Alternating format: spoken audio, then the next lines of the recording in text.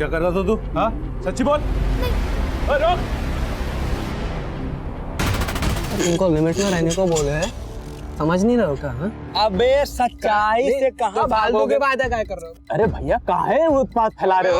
अरे लड़ने की क्या जरूरत है? रहने को बोल रहे हैं, क्या मार रहे हो भाई? बहन है तुम्हारी। अबे तो बहन है तुम्हारी। काहे उतावले हो? बहन है तुम्हारी करने का मतलब है? काहे छोड़ रहे हो?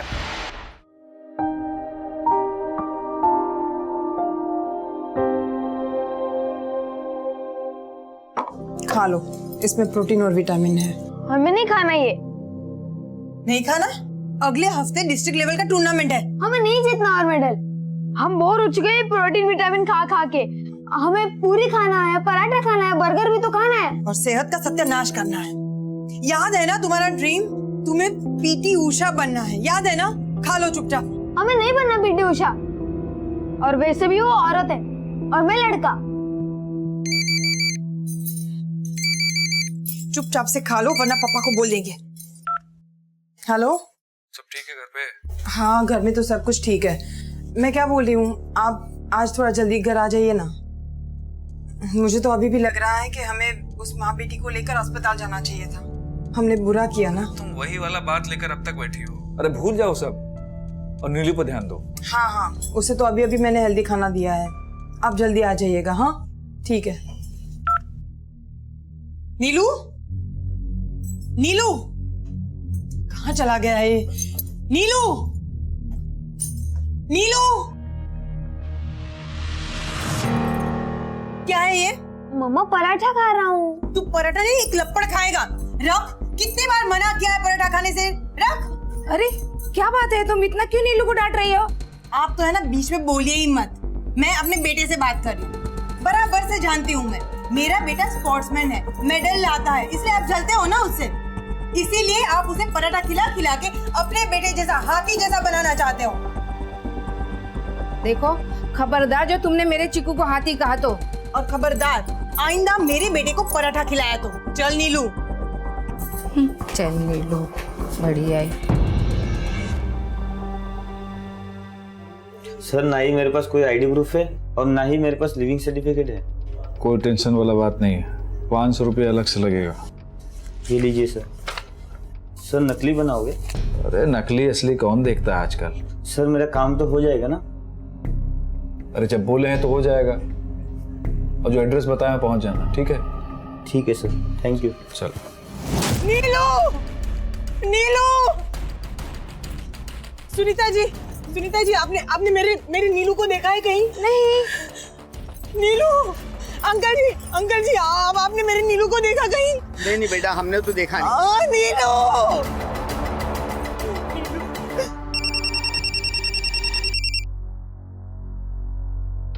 राकेश, नीलू कहीं नहीं मिल रहा है। हाँ? मैं स्कूल लेने गई थी, वो वहाँ पर नहीं है। अरे तो पास पड़ोस में देखी तुम जल्दी से घर पे आ जाओ, नीलू कहीं नहीं दिख रहा है मुझे। बस चलो, तो हम पहुंच रहे। तुम परेशान ना हो, चलो। हाँ। नीलू, क्या हुआ? नीलू मिला? राकेश, नीलू कहीं नहीं है। मैंने सब जगह पे ढूंढ लिया, नीलू कहीं नहीं मिला। परेशान हुआ तो चलो दोबारा दिखते हैं। आ जाओ जल्दी। चलो जल्दी।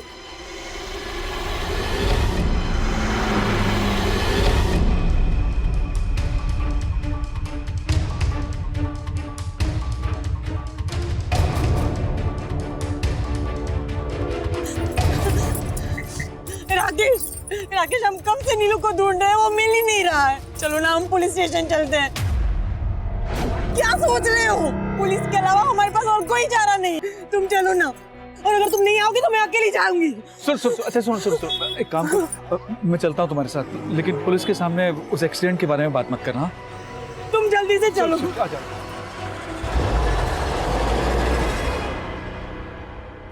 ये हमारे नीलू की बुक। सुबह सुबह हम ही उन्हें छोड़ने गए थे स्कूल, और उसके बाद हर रोज की तरह शाम को मैं उसे लेने गई थी। भैया, कोई बच्चे दिख नहीं रहे। छुट्टी हो गई क्या? और नीलू कहाँ है? स्पोर्ट क्लास कैंसिल हो गई, 2 बजे सबकी छुट्टी हो गई। उसने आखिरी बार नीलू को स्कूल के गेट से बाहर जाते हुए देखा था, और उसके बाद सब जगह पे देख लिया। नीलू कहीं नहीं है सर। हो सकता है कि आपका बच्चा स्कूल से आने के बाद किसी फ्रेंड के या किसी नेबर के अपार्टमेंट में या सब जगह पे देख लिया। नीलू कहीं नहीं है, नीलू कहीं नहीं है। हाल फिलहाल में आप लोगों के साथ कुछ हुआ? आस पड़ोस में कोई घटना, दुर्घटना?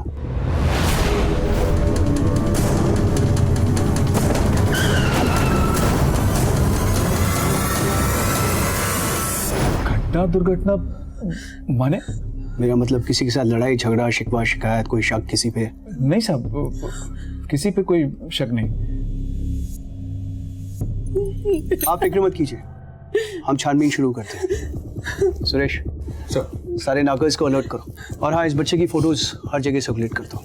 और एक काम और करो, इनकी बिल्डिंग के आसपास एक राउंड देख लो। हो सकता है किसी ने बच्चे को दोपहर के बाद देखा हो। क्या नाम बताया आपने बच्चे का? Neelu. Full name? Nilesh Ojha. Note down. Nilesh sir.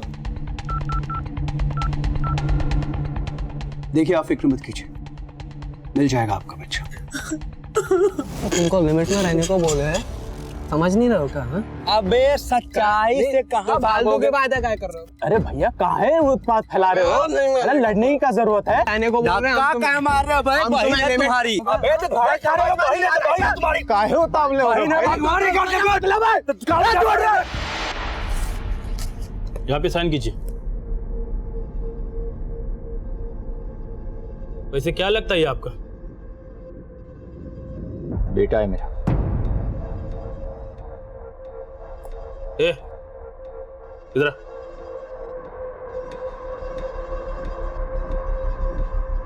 Sign कर इधर।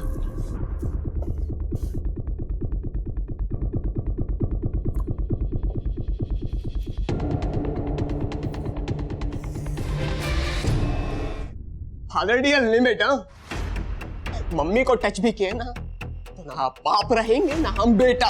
क्या बोला? इज्जत? हाँ, इज्जत, बड़ा इज्जत वाले हैं आप। अपनी बीवी को प्रताड़ित आप कर रहे हैं। शादीशुदा होकर, एक लड़के के बाप होकर बाहर गर्लफ्रेंड आप रखे और इज्जत हम बर्बाद कर रहे हैं। पता है आज थाने में किसके कारण बंद हुए? आपके कारण। पूरे शहर में डिस्कशन हो रहा है आपकी रखेल की बेटी नेहा कुमारी के बारे में। का किया है, शकबाजी हो रहा है किसी असलम खान के साथ में। खान साहब से मोहब्बत चल रही है आपकी ये सौतेली बेटी। अब इज्जत कौन दोबारा है? ये आपकी सौतेली बेटी या अपना बेटा? बात करते हैं। मिंटू आओ।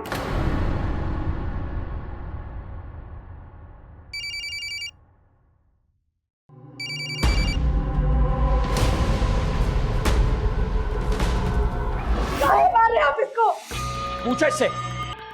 अरे इससे पूछो काहे मार रहे हैं, बताएगी तुमको। हम इससे काहे पूछे? आपसे पूछ रहे हैं ना। इस जवान बिटिया को कोई ऐसे मारता है का? हम इनकी बिटिया नहीं है। अरे हमारी बेटी होती तो गर्दन उतार के धरती पे धर देते। नाप सुना बोले जा रहे हैं आप। हुआ क्या है, कुछ बताएंगे भी? अरे मुंह पे कालिक पोत रही है वो। बता बता उस लड़के का नाम क्या है? बोल। अरे बोल काहे नहीं रही है? क्या बताएं? हमको क्या पता किसके बारे में बात कर रहे हैं? असलम खान। आया कुछ याद? बॉयफ्रेंड है इसका। तो उससे आपको क्या करना है? मतलब पीछे दिए आप। और जबान खुल गया तुम लोगों को। अरे नाली में से उठा के महल में रखे तुमको, भूल गए सब? कुछ नहीं भूले हम, याद है सब। इसीलिए इतना प्रेम दिए हैं आपको, इतना सम्मान दिए हैं। पर इस बार बात हमारी बिटिया के सम्मान का और इसकी फ्रीडम का है। फ्रीडम? शादी करके दिखाओ से तुम दोनों को उसी नाली में फेंक के आएंगे जहां से उठा के लाए थे। तब पूछना हमसे फ्रीडम का मतलब, समझाएंगे अच्छी तरह से। फ्रीडम चाहिए। सुनिए,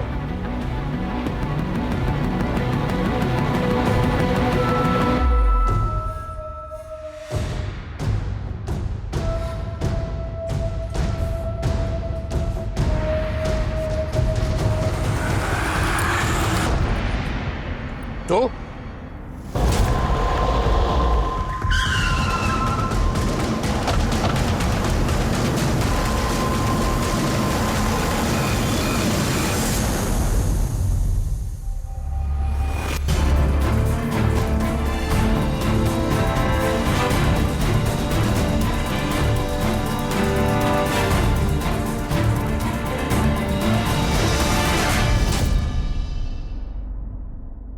सर हमने नीलेश के आस पड़ोस में पूछताछ की सब,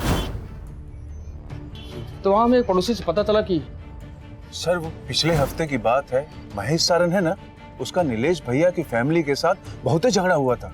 ये महेश सरन कौन है? सर वो राकेश भैया के पास वाले मकान में किराए से रहता है। झगड़े की वजह क्या थी? कहा बताएं साहब, एक दिन उसकी गाड़ी का शीशा टूट गया तो उसने नीलेश की पिटाई कर दी। बहुत ही झगड़ा हुआ था रजनी भाभी और महेश का। ये महेश कहाँ रहता है? यहीं पास में ही रहता है साहब।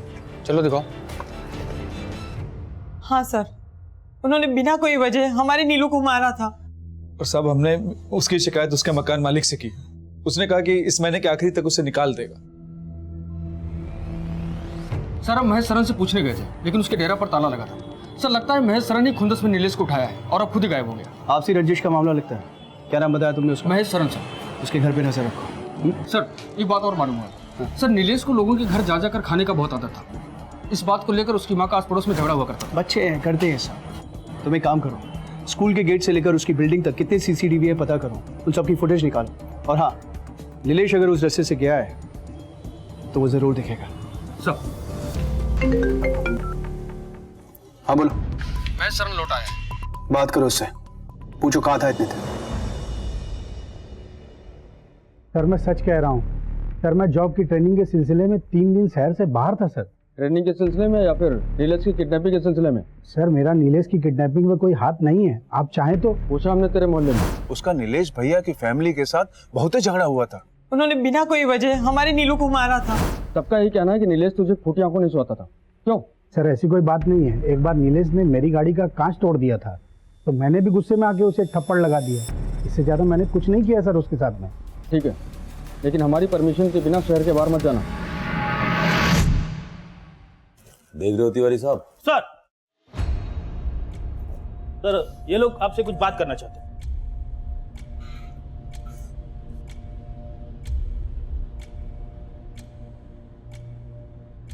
साहब हमारा नाम है विजय और ये हमारी बहन है दुर्गा। साहब हमारे बहनोई गोपाल मिश्रा और भांजा मिंटू 2 दिन से गायब है, कहीं पता नहीं चल रहा साहब। आखिरी बार आप लोग कब मिले थे उनसे? 3:30 बजे घर से निकले थे साहब, बहुत गुस्सा में थे। घर में घुसते ही अलमारी से 20 लाख रुपए निकाले, बहुत टेंशन में थे। कहाँ जा रही है बैग लेके? छोड़िए इसे। मुंह मत चलाना मेरे सामने।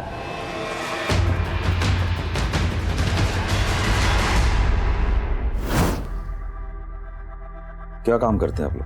साहब मेरे पति का मनी लेंडिंग का बिजनेस है साहब, और मेरे भाई का पान का दुकान। साहब वो हमारा पान का दुकान का सेटअप भी जीजा जी ने ही करा के दिया था। कारोबार में किसी के साथ कोई झगड़ा झंझट लफड़ा? नहीं साहब, उनका हिसाब बहुत साफ साफ रहता था और बहुत सुलझे हुए इंसान है साहब। तो गोपाल जी के पीछे पीछे मिंटू गया, कैसा संबंध है दोनों में? गलती मिंटू अगर नहीं है साहब, अब आप ऐसा काम करेगा तो फिर बताइए। कैसा काम? अरे बेटा के सामने माँ को मारेगा, दूसरी औरत से संबंध बनाएगा तो। किसके साथ संबंध है? अरे काहे नहीं बताइए किसके साथ संबंध है? साहब इसी बात पे दोनों का झगड़ा हुआ था साहब। मुनकी की बेटी नेहा असलम नाम के किसी लड़के के प्यार में पड़ गई थी साहब। जब ये बात मिंटुआ ने अपने बाप को बताने की कोशिश की तो बहुत मारा साहब उन्होंने चप्पल से। अच्छा, तो ये मुनकी आपके पति की दूसरी औरत थी? हैं? ऑफिस में रिसेप्शनिस्ट थी साहब वो तो। जवान औरत फंसा ली हमारे पति को, और इन्होंने तो ये भी कहा कि उससे शादी भी कर ली उन्होंने। साहब उसकी ना बुरी नजर थी हमारे पति के पैसे पे। शायद जीजा जी इसीलिए उसको 20 लाख रुपए दिए होंगे। तो आपको शक है कहीं मुनकी ही गोपाल जी को? हाँ साहब, वो बुझा गए थे उसकी बुरी नियत को। पता नहीं किस बात पे ब्लैकमेल कर रही थी उनको। फोन पे फोन आ रहा था उनके मोबाइल पे। गोपाल जी का नंबर दीजिए। नंबर लो। 99 36 41 41। सारी डिटेल्स निकालो जल्दी। सर ठीक है, आप लोग सारी डिटेल्स लिखवाइए, जानकारी मिलते ही इत्तला करते हैं।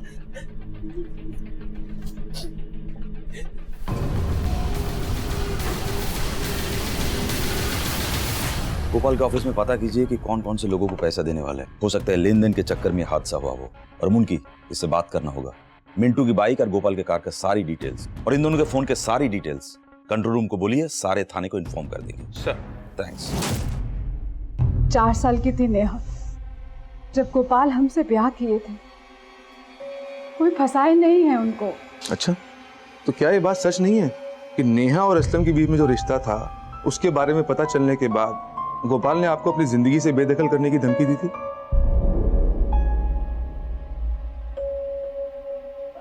हाँ दी थी, पर हम मना लिए थे उन्हें। कमाल कर दिया आपने, एक तीर से 2 निशाने लगा दिए। आपके हाथ में जायदाद भी लग गई और असलम के प्यार का रास्ता भी साफ हो गया। देखिए, हम ऐसा कुछ नहीं किए हैं और पैसे का लालच हमको नहीं उस मिंटू को है जिसके बाप ने उसको जायदाद से बेदखल कर दिया है। दुर्गा की मेहरबानियों से जिंदा है वो नशेड़ी। वैसे आप दोनों गोपाल से आखिरी बार कब मिले थे? जी वो जब हम दोनों को मारने की धमकी दिए थे, बस उसी दिन आखिरी बार देखे थे उन्हें।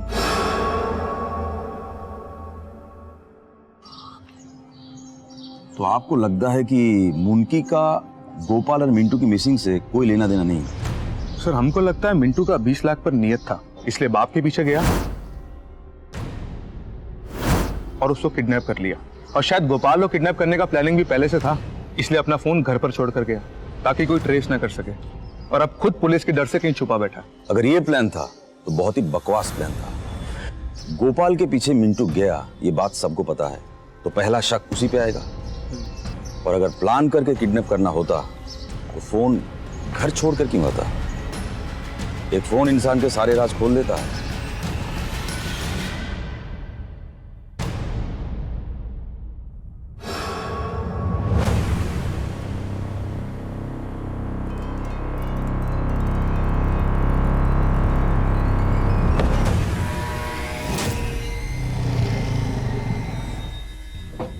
सर, गोपाल मिश्रा के कॉल रिकॉर्ड्स आ गए।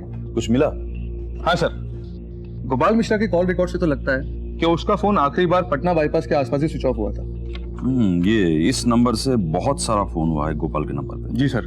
तो जिस रोज गोपाल मिश्रा गायब हुआ उसी रोज 25 बार कॉल आए थे, जिसमें से 18 बार तो मिश्रा जी ने कॉल उठाया भी नहीं।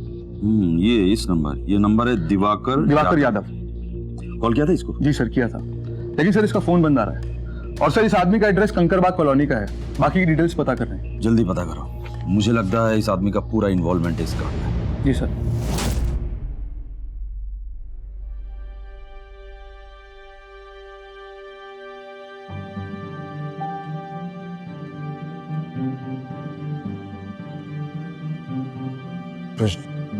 चलो कुछ खा लो।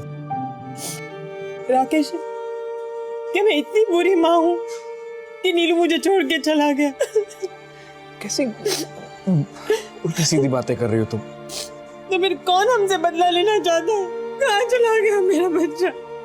राकेश प्लीज तुम नीलू को कहीं से भी लेकर आओ, मुझे उसकी बहुत याद आ रही है। मेरा नीलू।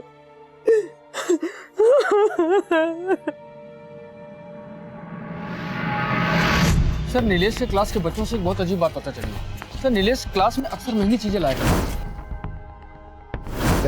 जैसे महंगी वॉच, टैबलेट। और सर सबसे अजीब बात तो ये है कि वो कहता था कि ये सारी चीजें उसे किसी मैजिक फोन से मिली है। Magic phone? कहीं नीलेश के गायब होने की वजह ये मैजिक फोन तो नहीं?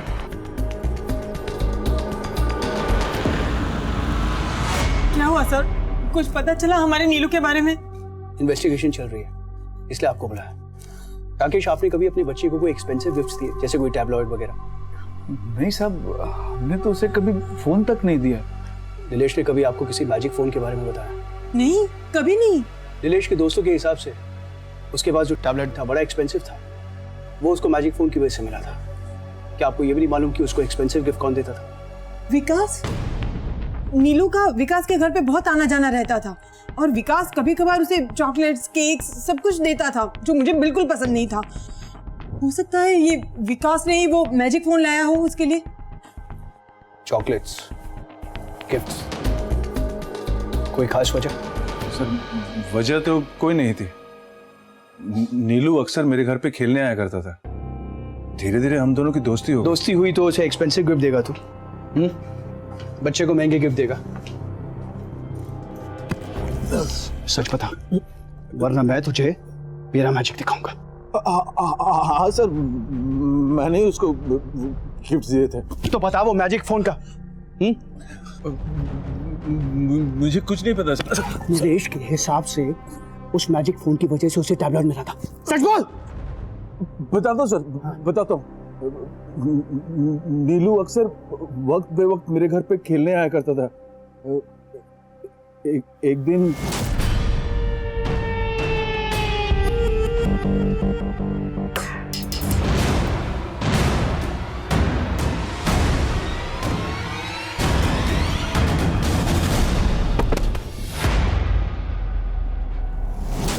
क्या कर रहा था तू? हाँ, सच्ची बोल। रोक। पिछली बार जब तुझसे पूछा था तो सच क्यों नहीं बोला तू? बोल। सर, मैंने नीलू को डरा धमका कर फोन लेने की बहुत कोशिश की, लेकिन बच्चे को डराएगा तू? इसलिए तूने उसके माँ बाप के सामने अच्छा बनने का नाटक किया, नरेश के साथ दोस्ती बढ़ाई, ताकि जब तू ये कांड करे तुझ पे कोई शक ना करे। नहीं सर, नहीं सर, मेरी बात का विश्वास कीजिए सर। नीलू के गायब होने में मेरा कोई हाथ नहीं है। आप चाहे तो क्रॉस चेक कर सकते हैं सर। सुरेश, चल चल।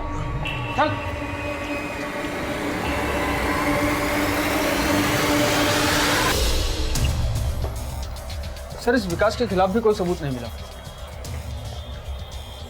कहीं ऐसा तो नहीं कि हम गलत डायरेक्शन में इन्वेस्टिगेट कर रहे हैं? कई क्राइम्स में ऐसा हुआ है कि बच्चों के साथ क्राइम बच्चों ने किया है। नीलेश एक होनहार लड़का है, एक अच्छा एथलीट है। तुम उसके स्कूल में जाके पता करो कि कोई बच्चा उसका दुश्मन तो नहीं था। सर,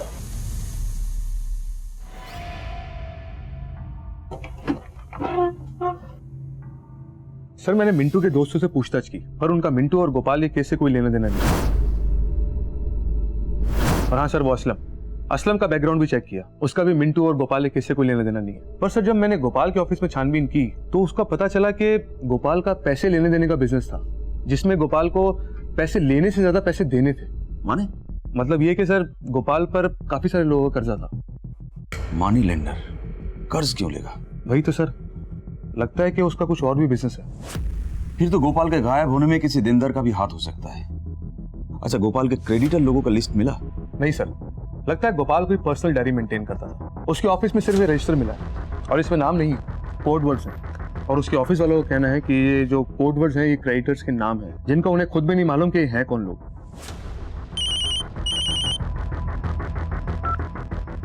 हेलो सर, दिवाकर को मैंने अभी पटना सिटी के एक लॉज से पकड़ा है। वही दिवाकर जो लगातार गोपाल को फोन कर रहा था। ले आओ उसको।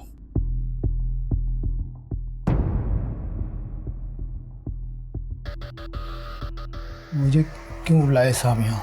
कैसा? ठीक है साहब। पानी पिएगा? अरे सीधा बैठ, सीधा बैठ। किस लिए भाग रहा था? भाग नहीं रहे थे सर, हम तो ढूंढ रहे थे। किसको? उसी को जो सबका पैसा लेकर फरार हो गया है, गोपाल मिश्रा। पर वो तो कर्जा देता है।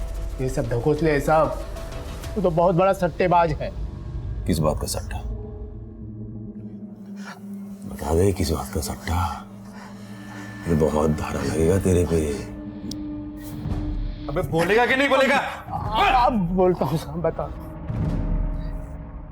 क्रिकेट का बुकी है साहब, वो क्रिकेट पे सट्टा लगाता है वो। और तेरा क्या कनेक्शन है? मैं भी उसके पास सट्टा खेलने जाता हूँ साहब। अच्छा ये बता, सट्टा लगाता कहाँ है? और किसी को सट्टा लगाना हो तो किसके पास जाना पड़ता है? सारा धंधा फोन पर होता है साहब, और भरोसे पर। और किसी अनजान आदमी को सट्टा लगाना होता है तो रेफरेंस का जरूरत होता है। वही हम गलती कर बैठे साहब। हमने कपिल को गोपाल से मिलवाया। गोपाल भाई, कपिल नाम का आदमी है, उसको खेलना है। ऐसा खा के भाग तो नहीं जाएगा? अरे सर, मेरी जवाबदारी है, आप टेंशन मत लो। मैं आपको एक मिनट कॉन्फ्रेंस से लेता हूँ, एक मिनट। हेलो कपिल। हाँ, गोपाल भाई आना ऑनलाइन पे, बात करना। भाई जी, आप चिंता मत कीजिए, मेरे ऊपर भरोसा रखिए। हाँ गोपाल भाई, अपना ही है, अपने आदमी है। तो सारी डीलिंग फोन पर होती है तो पैसे का लेन देन कहाँ होता है? साहब, हर भूखे का अपना एक कैश पॉइंट होता है शहर में। वहीं से इनडायरेक्ट पैसों का लेन देन होता है। गोपाल का कहाँ है? ओ विजय का दुकान साहब, विजय का दुकान। साहब हर बुकी के पैकेट के ऊपर एक कोड होता है और कस्टमर के कोड से उसको कोड को मिलाया जाता है। उसके बाद वो पैकेट लिया और दिया जाता है।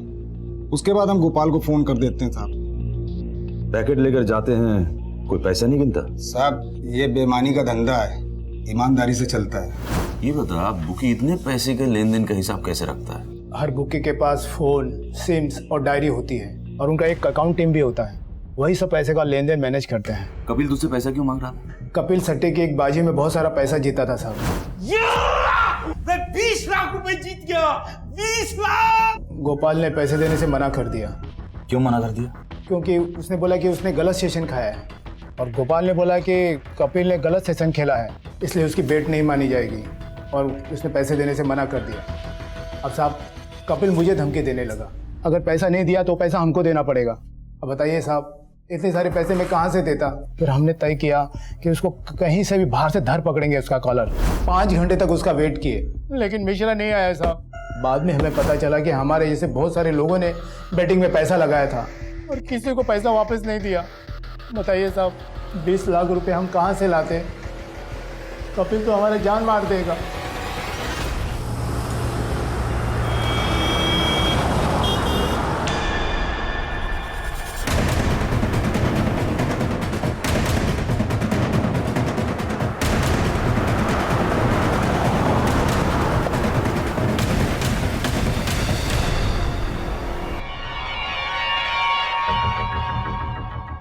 इन ब्लड सैंपल का डीएनए रिपोर्ट्स निकलवाइए जल्दी। जी सर।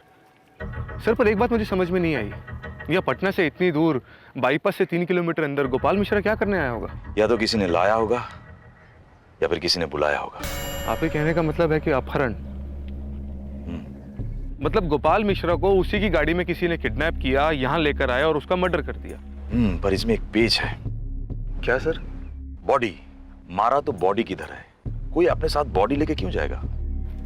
सर पर यह भी तो हो सकता है कि गोपाल मिश्रा का एक्सीडेंट हो गया हो और उसे कोई नजदीकी अस्पताल में लेके गया हो।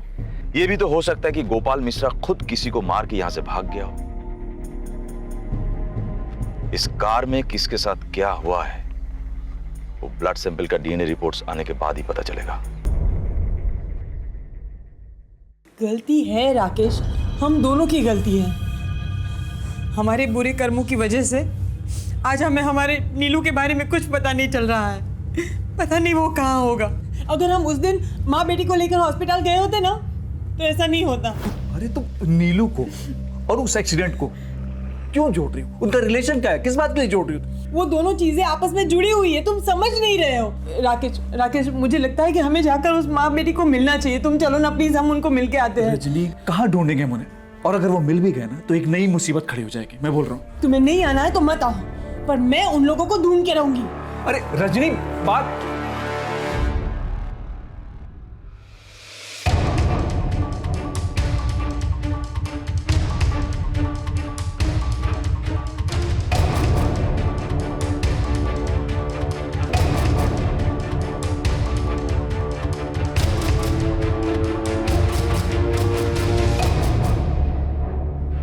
हम उस दिन के लिए बहुत शर्मिंदा हैं। हमें आप लोगों को ऐसे छोड़ के नहीं जाना चाहिए था, हॉस्पिटल लेके जाना चाहिए था। गरीब का हालत तो ऐसा ही होता है। वो तो भगवान ने बचा लिया, 18 टाका लगाए माथा में, मरी जाती नहीं तो। यकीन मानिए उस दिन से एक रात भी चैन की नींद नहीं सो पाए हैं हम। हमारे परिवार की तरफ से हम माफी मांगते हैं, प्लीज हमें माफ कर दीजिए। एक बात पूछे आपसे, आपको हमारे बेटे के बारे में कुछ पता है? बेटा? कौन बेटा? हमारा बेटा नीलू। जिस दिन ये एक्सीडेंट हुआ उसके अगले ही दिन से वो लापता है, अभी तक नहीं मिल रहा है। कुछ पता है तो प्लीज बताइए ना।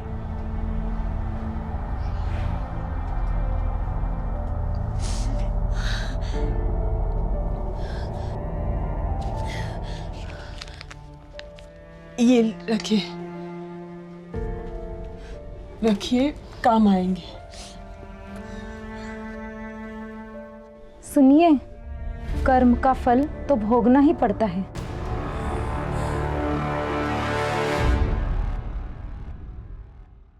जैसे ही एक्सीडेंट हुआ तो हम लोग गए, देखा माँ बेटी दोनों दुख में तड़प रहे थे, मगर फिर भी हम लोग वहाँ से निकल गए। ये सब आपने मुझे पहले क्यों नहीं बताया? सर हम लोग डर गए थे। आपको पता है ना, देश में इतने सारे एक्सीडेंट्स में इतनी सारी मौतें इसलिए होती है क्योंकि उन्हें वक्त पर अस्पताल नहीं ले जाया जाता। और आप तो कमाल है, खुद ही टक्कर मारे और खुद ही वहाँ से भाग गए। गनीमत है वो बच गई। सर हमने जाकर देखा, माँ बेटी दोनों सही सलामत हैं। किस्मत है आप लोग की कि वो बच गए। और आप दोनों के खिलाफ वो कंप्लेन नहीं लिखवाना चाहते, वरना लंबी सजा होती है आप दोनों को। सजा तो अभी भी भुगत ही रहे हैं ना। पता नहीं हमारा नीलू कहाँ होगा। सर ये गाड़ी में मिले वो ब्लड सैंपल रिपोर्ट है जो गोपाल और मिंटू से मैच कर रहे हैं। पर एक चीज देख रहे हो, गोपाल के केस में ब्लड वॉमिट हुआ था, ब्लड में पॉइजन के ट्रेसेस मिले, यानी फूड पॉइजनिंग। मतलब किसी ने जहर देने की कोशिश की। सर पर मिंटू के ब्लड सैंपल रिपोर्ट में तो जहर है ही नहीं। अजब खेल है। मिंटू गोपाल के पीछे पीछे निकला, गाड़ी में दोनों में हाथापाई हुई, खून बहा, पर कौन मरा कौन जिंदा ये समझ में नहीं आ रहा है। और अगर कोई मरा तो बॉडी कहाँ है? और सर सोचने वाली बात यह भी है कि आखिर गोपाल मिश्रा को जहर देगा कौन?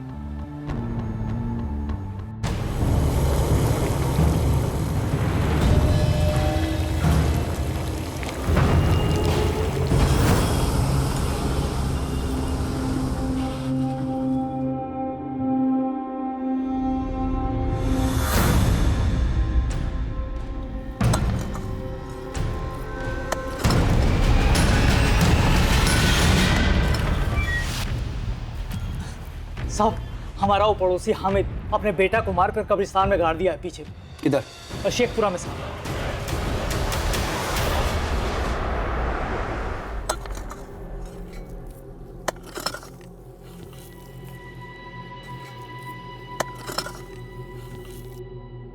सर यहाँ कुछ भी नहीं है। काय बॉडी बोल?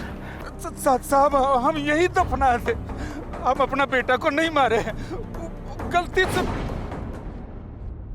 दिन भर गली मोहल्ला में दौड़ता रहता था, एक और अक्षर नहीं पढ़ता था, 3 बार एक के क्लास में फेल हुआ। कल उसको बोले हम कि घर जल्दी जाकर पढ़ने बैठ जाना, तो हमसे बहस करने लगा। बस हमारा माथा घूम गया। बगल में डंडा पड़ा था, उठा के 4 ठो मारे और मार के उसको कोठरी में बंद कर दिया। फिर रात में हम उसको खाना देने गए तो पापा जानवर कोई अपने बच्चे को ऐसे मारता है? हाँ?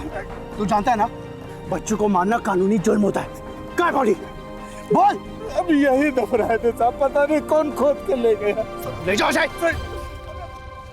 साहब हम रोज रात 10 बजे तक यहाँ पहरा देते हैं साहब, यहीं बगल में हमारा डेरा है साहब, हमको कुछ नहीं मालूम साहब। सच बोल रहा तू? हाँ साहब सच बोल रहे हैं साहब। हाँ साहब। सुरेश इसका स्टेटमेंट लो और यहाँ जितने भी लोग आते जाते हैं उनकी भी डिटेल्स निकालो और छानबीन करो। सर कब्र खोद कर बॉडी चुराने का क्या मतलब हो सकता है? किसी को बच्चे की लाश ही होगी और क्या। लेकिन सर नीलेश भी तो गायब है।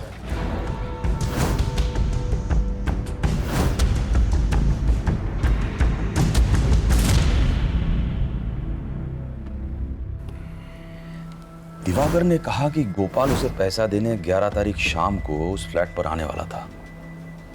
सर लेकिन दुर्गा ने तो बोला था कि वो 3:30 बजे ही 20 लाख रुपए लेकर घर से निकल गया था। और गोपाल के घर से यहाँ तक की दूरी लगभग 7 किलोमीटर है, मगर वो 3:30 बजे घर से निकला तो लगभग 3:50 तक यहाँ तक पहुँच जाना चाहिए था। पर सर गोपाल तो फ्लैट पे पहुंचा ही नहीं है। गोपाल मिश्रा को जहर या तो मिंटू ने दिया होगा या कोई और। सर अभी दूसरे थाने से फोन आया था, गोपाल जिसका पैसा खा गया था वो कपिल, उसने सुसाइड कर लिया। क्या?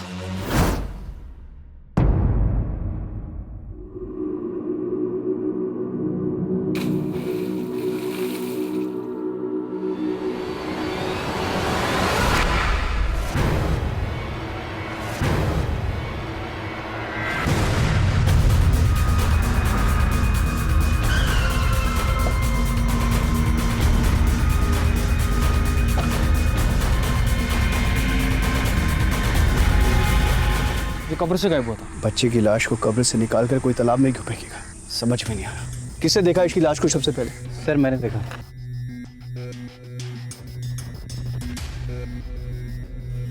एक काम करो, जल्दी से बॉडी का पोस्टमार्टम कराओ। आसपास के सारे इलाके छान मारो और हाँ, कोई भी संदिग्ध आदमी देखे उठा लो उसे।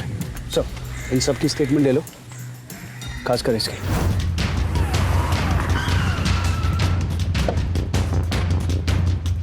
सर आसपास के लोगों को बहुत बदबू आ रही थी, उन लोगों ने पुलिस को फोन किया था और सर फॉरेंसिक वालों को बुला लिया, वो लोग आ चुके हैं। सर मेरे वाले को बाहर करो। only one question sir. Sir नरसंहार हुआ है। लेकिन मारा यहाँ नहीं गया है, यहाँ से मारकर फेंका गया है। जी सर। सर फर्श पर कहीं ब्लड नहीं है और ना ही कहीं कोई हथियार नजर आ रहा है। वही तो कह रहे हैं, मर्डर कहीं और हुआ है, सिर्फ डंपिंग यहाँ हुई है। जैन सर। जी सर। जी I know sir. Jain sir. Jain. SP साहब सर। पूरी मीडिया हरकत में आ चुकी है। इससे पहले ये मामला आग की तरह पहले हमें इसे यही सॉल्व करना है। सर फॉरेंसिक वाले आए क्या? जी। फॉरेंसिक वाले को बोलो जल्दी से जल्दी हमें रिपोर्ट सबमिट करें। और सुनो, उड़ान वाले को उठाओ। सर। ये गुत्थी अब पुलिस की रातों की नींद उड़ाने वाली है। कैमरामैन रमेश दुबे के साथ मैं पूनम। सर गोडाउन में मिले 18 लाशों में से 12 लाशें 12 से 16 साल तक के बच्चों की हैं, जो अलग अलग एरिया से हैं। मतलब साफ है, अलग अलग जगहों से लाशों को उठाकर एक जगह डंप कर दिया गया। सर इनमें से कुछ की तो मिसिंग कंप्लेंट्स हैं और कुछ लाशों को शमशान और कब्रिस्तान से चुराया गया है सर। शमशान और कब्रिस्तान? जैसे बब्बन की लाश को चुराया गया था। जी। लेकिन फिर उसकी लाश को पानी में क्यों फेंका गया, मुझे कुछ समझ नहीं आया। कहीं ऐसा तो नहीं कि जिन लोगों ने बब्बन की लाश को चुराया उन्हीं लोगों ने। लेकिन सर कोई इतनी लाशों को चुरा कर करेगा क्या? सर कहीं ऐसा तो नहीं कि ये नरबली या नरपिशाच कांड या फिर ह्यूमन ट्रैफिकिंग? इतने बड़े पैमाने में इतनी सारी लाशों को इकट्ठा करना, शायद उसे सड़ने के लिए रखा हो, लेकिन कोई ऐसा करेगा क्यों? एक बात और सर, इन सभी बच्चों में से 5 बच्चे डिस्ट्रिक्ट लेवल के स्पोर्ट्स प्लेयर थे और नीलेश भी स्पोर्ट प्लेयर है सर, जो गायब है। बब्बन की लाश मिल चुकी है, नीलेश की नहीं। हो सकता है नीलेश जिंदा हो। हमें सबसे पहले ये पता करना होगा कि बब्बन, नीलेश और इन 18 लाशों में कोई लिंक है या नहीं है। तुम एक काम करो, नीलेश की बिल्डिंग और उस स्कूल के आसपास के सारे चक्कर वापस कटवाओ और डिटेल्स मुझे दो। सर ये उस जगह का मालिक है जहां सारी लाशें मिली। नमस्ते हजूर। उसने हमसे कहा कि ये जगह शहर से थोड़ा दूर है, उसका दारू का फैक्ट्री डालना है, इसलिए हमने उसको ये जगह दे दी। इससे ज़्यादा हमको और कुछ नहीं पता है साहब। नंबर दो उसका। जी हजूर।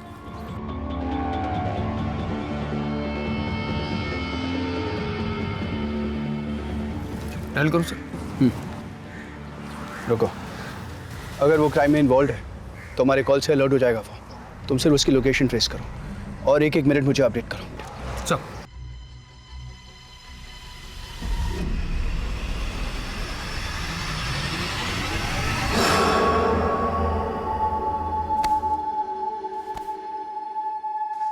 अरे यहाँ क्या कर रहे हो? कब से तुमको ढूंढ रहे हैं। मैं गिल्ली डंडा खेल रहा हूँ। डंडा? ये हड्डी कहाँ से लाए हो? ये वहाँ।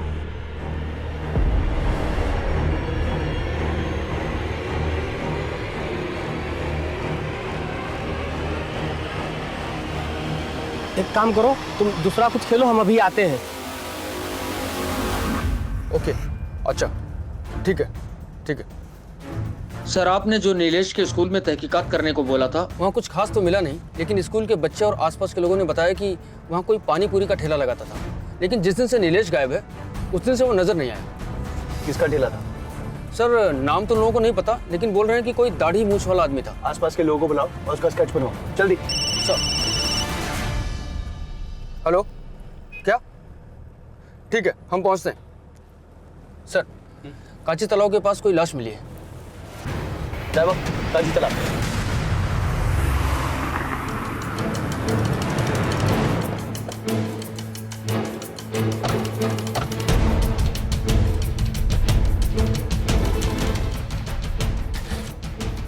गुप्ता, यादव, आसपास देखो कुछ मिलता है क्या?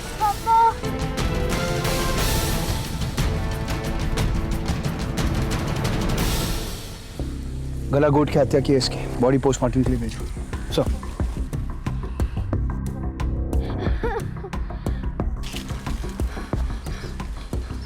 क्या हुआ था? मैं उधर गुल्ली डंडा खेल रहा था और फिर पापा आए और फिर हड्डी लेके गए। हड्डी? हाँ। कहाँ से मिली हड्डी? उधर।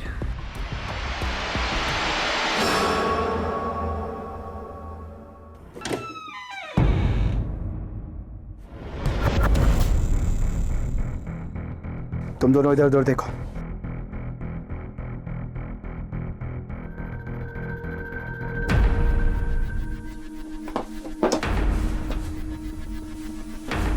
या तो हड्डियों की पॉलिश भी की जाती है।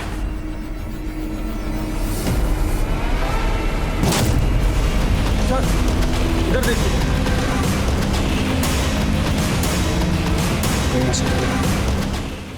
कि जितने भी कंकाल यहाँ पड़े हैं वो पहले लाशें थी।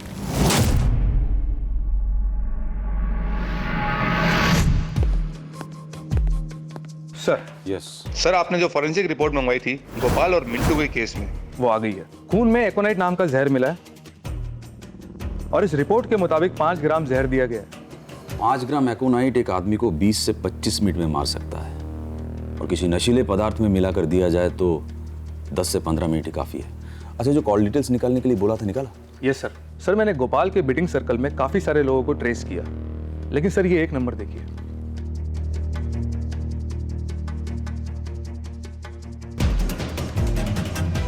बुला उसको। सर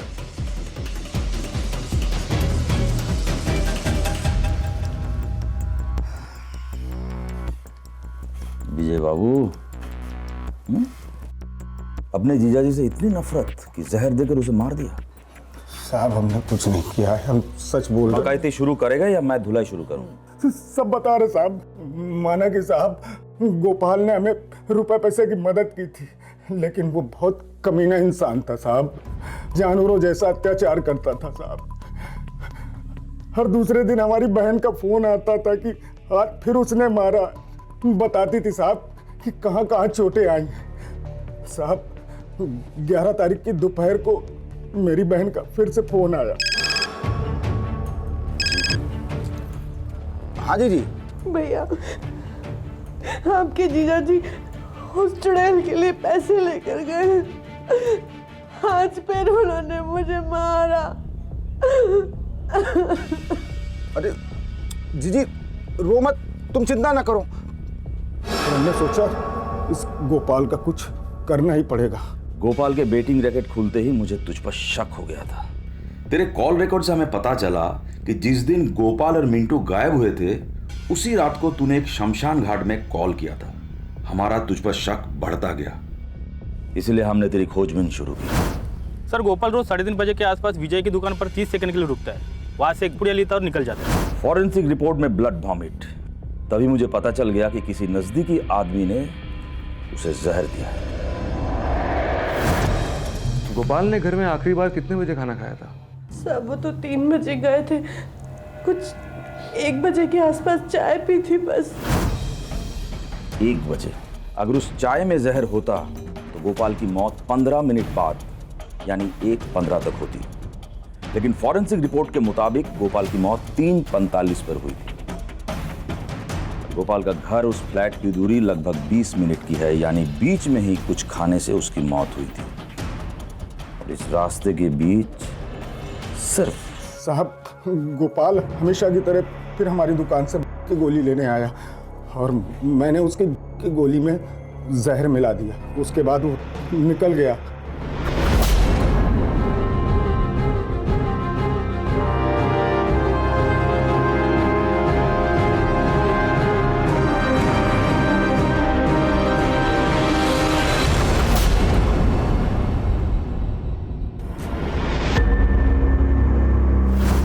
और मैंने देखा कि गोपाल का बेटा मिंटू उसका पीछा बाइक से कर रहा है। गोपाल की गाड़ी आगे जाके रुक गई और तब तक उसका बेटा मिंटू वहां पहुंच गया और उसके नोटों से भरे बैग को छीनने लगा। उसी दरमियान मैंने बड़ा सा पत्थर उठाया और मिंटू के सर पे दे मार दिया। इन लाशों का क्या किया? साहब दोनों की लाशें लेके हम शमशान गए।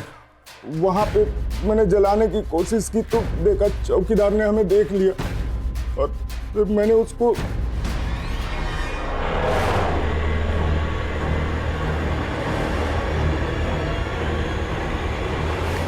आप बिल्कुल फिक्र मत करिए, हम इन लाशों को जला देंगे, किसी को कुछ पता नहीं चलेगा। बिना अंतिम संस्कार के जला दी। ले जाओ इसको अंदर। अच्छे से लड़ाई करना है इसकी। ले इसको।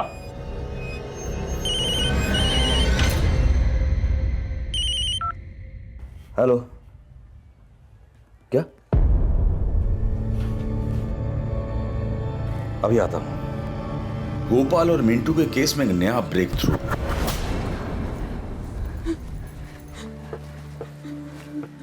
गोपाल जी,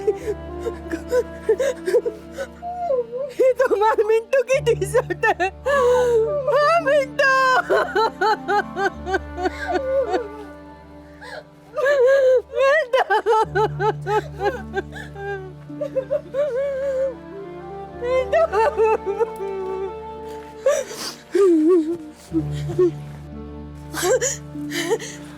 नहीं है, हमारे नीलू के कपड़े नहीं है इसमें। इसमें नीलू के कपड़े नहीं है। नहीं है, नीलू के कपड़े नहीं है इसमें। क्रिमिनल जॉब ही है, बस उसके क्राइम करने का तरीका बहुत ही अलग और घिनौना है। एक के बाद एक लाशें आ रही हैं, बस इसके बीच का कोई लिंक नहीं मिल रहा है। कोई तो होगा जिस लिंक को जरूर जानता है। गोपाल और मिंटू की बॉडी तो शमशान के गार्ड ने जला दी थी, फिर वो बॉडीज यहाँ कैसे आई? मुझे डबल पैसे मिल रहा था साहब, इसलिए मैंने बॉडी बेच दी साहब। उन लाशों को एक आदमी को बेच दिया था। ये रहा साहब उसका नंबर।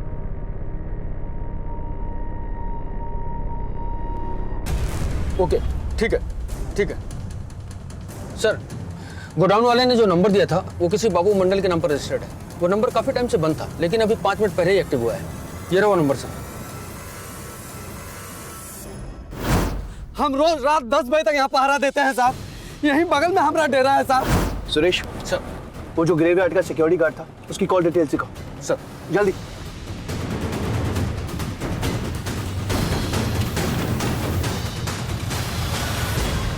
That's it. नीलेश और बबन के मिसिंग के पीछे इस आदमी का हाथ है। रखो ये। हेलो। हेलो, मैं अविनाश सिंह बोल रहा हूँ। हाँ, मैं आपको एक नंबर भेज रहा हूँ। जी।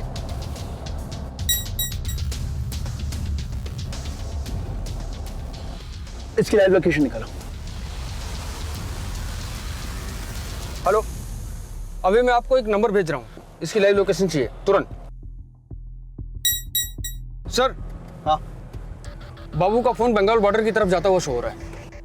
इसका मतलब वो शहर छोड़ के बंगाल की तरफ भाग रहा है। तुम एक काम करो, सारे नाके अलर्ट करो और इसके स्केचेस हर जगह सर्कुलेट कराओ। सर, गाड़ी घुमाओ। Come on fast.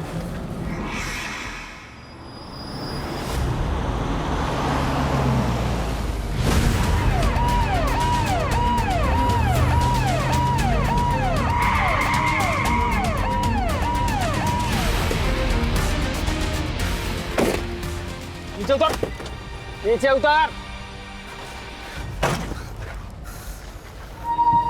ले जा से। चल, चल, इधर चल। खोलो से।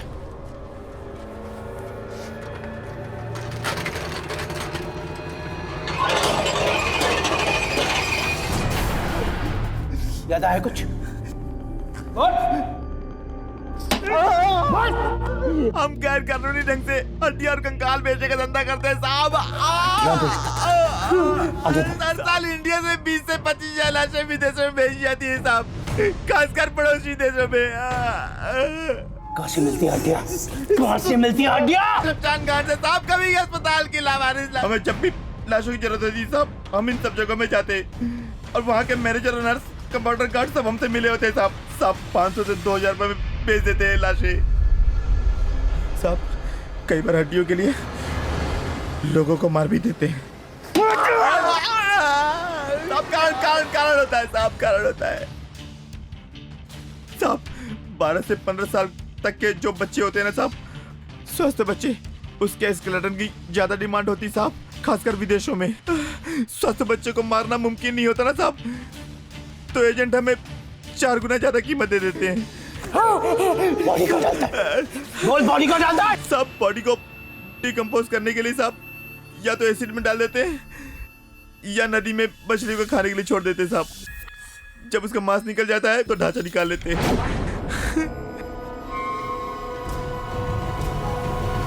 सब विदेशों में इन हड्डियों से एम्ब्रोडिसिक यानी यौन शक्ति बढ़ाने की दवाई बनती है साहब।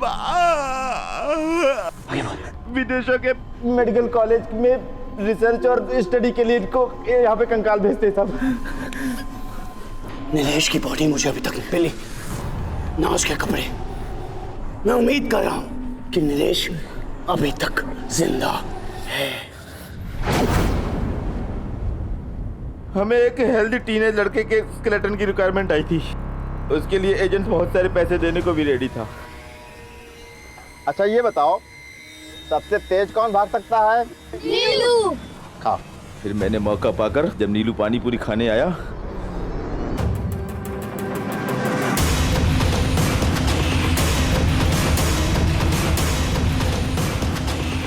घर जाते वक्त नीलू रास्ते में बेहोश हो गया साहब। उसकी हड्डी तो कब का विदेश एक्सपोर्ट कर चुके हैं साहब।